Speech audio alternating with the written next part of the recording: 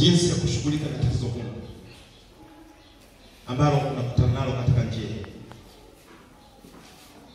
Kama niliwaambia katika kipindi kilichopita cha wiki ile ya Jumapili,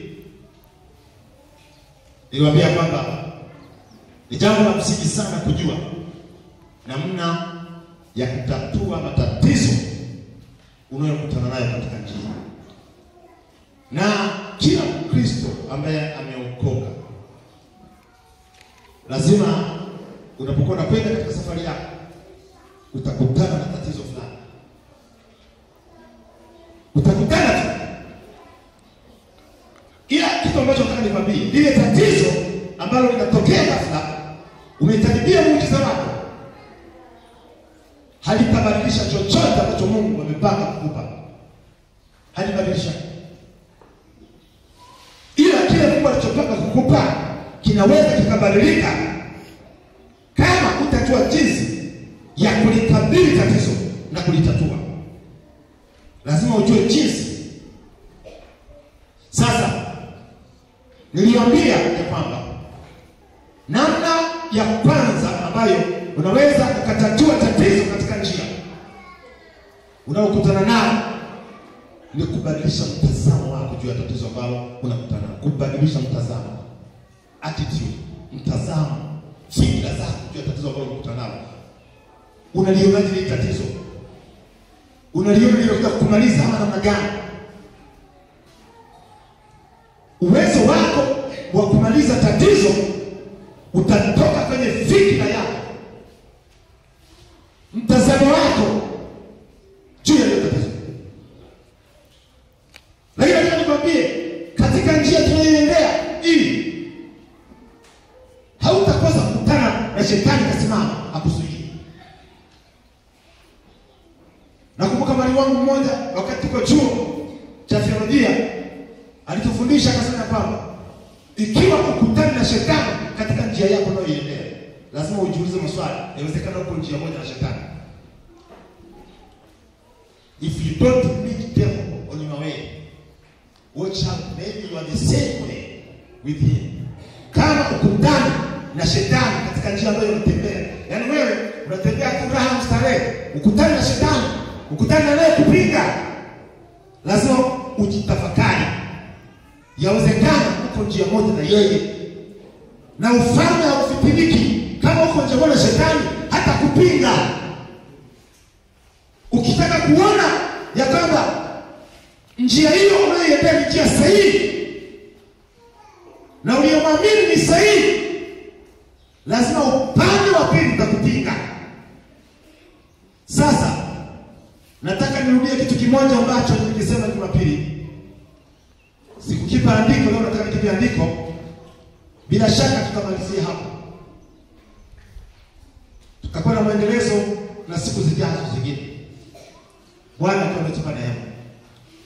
Lakini nataka nikukumbushe kitu kimoja.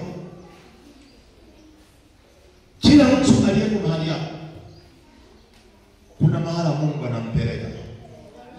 Jina la Bwana libarikiwe. Amen. Nasema kuna mahala Mungu anakupeleka. Amen. Na mahala unapopelekwa ni pazuri. Mungu hajawahi kukosea.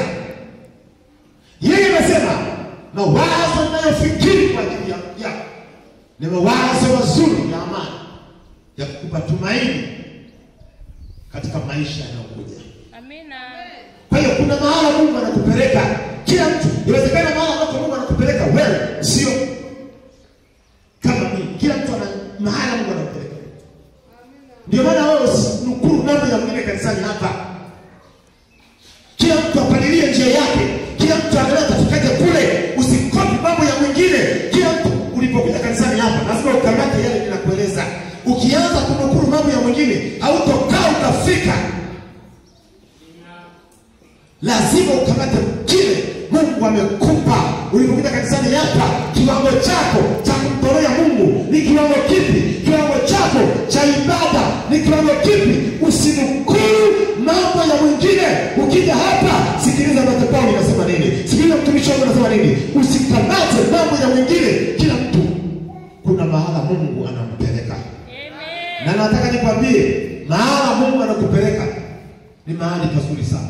Amina. Wana wa Israeli walipotoka katika nchi ya Misri, Mungu akawaambia, ninawapeleka katika nchi ambayo haitakuwa kama hii ya Misri. Haitakuwa kama nchi hii ya Mungu. Kwanza nawapeleka mahali ambapo mtaniabudu mimi, mtatoa dhabihu, mtanitumikia. Akamwambia Musa, wewe ndio wapewa watu hawa, kuna sehemu nawapeleka. Na nchi ninayowapeleka sio nchi ya majuto, ni nchi iliyojaa maziwa na asali, ni nchi ambayo inatiririka asali. Mungu akaniambia, hakukuita au hakukuleta kwenye wokovu ili upate tabu kila wakati. Kuna mahali Mungu anakupeleka. Inawezekana unatabika sana hapa, unahangaika, unateseka. Nataka nikwambie, kuna mahali Mungu anakupeleka. Amina. Kuna sehemu ambayo hata wale waliokudharau utakapofika watasauti wenyewe. Watasema hakika tumemwona Mungu wa Musa. Amina. Tumemwona Mungu wa neema. Sasa hivi unaweza wakanyamaza kimya, wakatukana, wakadharau, lakini nataka nikwambie, wewe tulia, endelea kung'ang'ana na mambo yako. Hata kama unakutukana kwa ajili ya shida unazopitia, nataka nikwambie, hautakaa hapo. Mungu anakupeleka kwenye asali, kwenye maziwa, mahali pa ushuhuda, mahali pa ushuhuda, mahali pa ushuhuda, mahali pa ushuhuda. Haleluya! Uko hapo? Amina. Sema nipo. Uko hapo? Nipo. Nataka nisikie uko hapo. Mungu anakupeleka. Amina. Mungu anakupeleka. Amen. Mungu anakupeleka. Hata kama utakutana vikwazo vya ndugu zako uliozaliwa nao, vya ndugu zako ambao ni wa karibu, watakupinga, watakwambia cha kanisa. Nataka nikwambie, tangu Mungu alipokuleta kwenye eneo la kukutania, kwenye milango miwili hii, alipokusimika hapa, kuna mahala Mungu anakupeleka. Kuna mahala Mungu anakupeleka. Kuna mahala Mungu anakupeleka. Haleluya! Na kuhakikishia kwako kutatoka maziwa na asali. Kutatoka maziwa na asali. Kutatoka maziwa na asali. Kuna watu hapa tutahangaika na kuchangisha hela hii ndogo ndogo ya 1,000,000. Hatutahangaika. Maana tayari Mungu ameniambia watu hawa watapelekwa mahali ambako watagumu mambo, watayamudu mambo, wataweza mambo, watatatua mambo.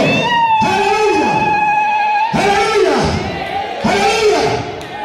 Usipende mtu akuchelewesha kwenye njia yako, maana mimi ninapokwenda ninapaona.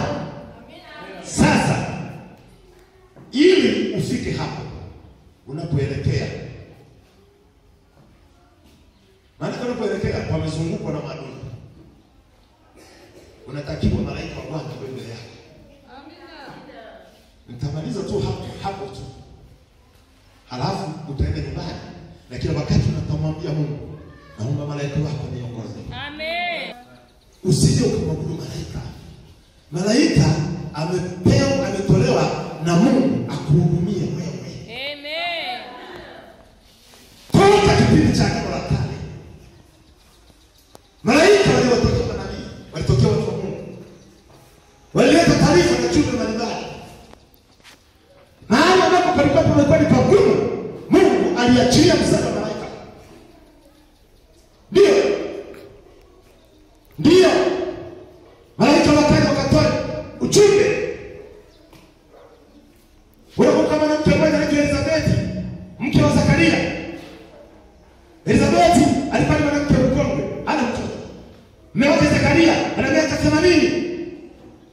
Wamekata tamaa, wamevunjika moyo, lakini watu wa ibada, ni watu wa kuabudu.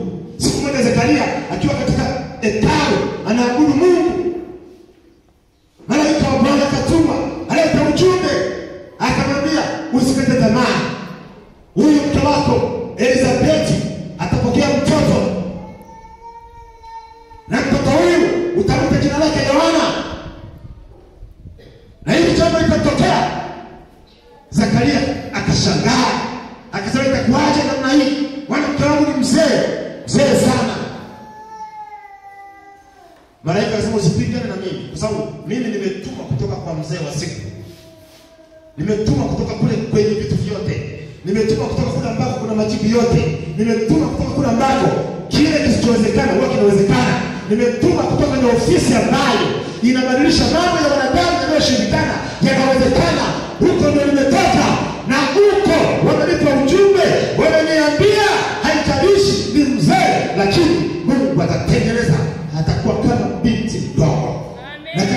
nikwambie, nimetumwa na Mungu aliye juu.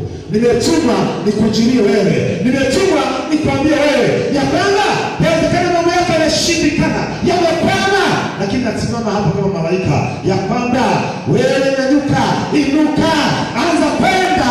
Kuna mahali unakwenda. Haleluya. Nasema haleluya.